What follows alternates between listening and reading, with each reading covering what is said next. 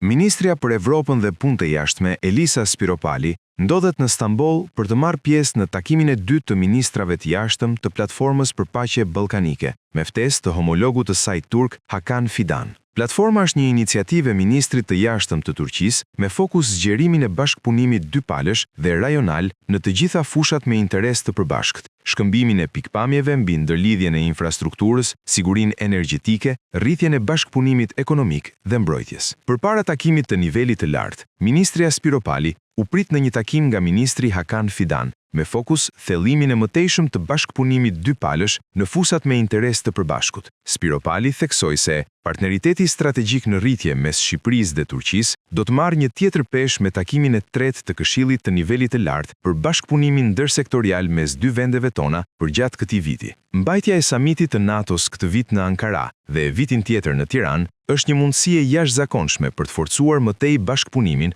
mes dy vendeve mike, tha Spiropali. Në kushtet aktuale të zhvillimeve gjeopolitike në kontinent, por edhe më gjerë, të dy ministrat vlerësuan rëndësinë e rritjes dhe forcimit të bashkëpunimit për çështjet e sigurisë në rajon.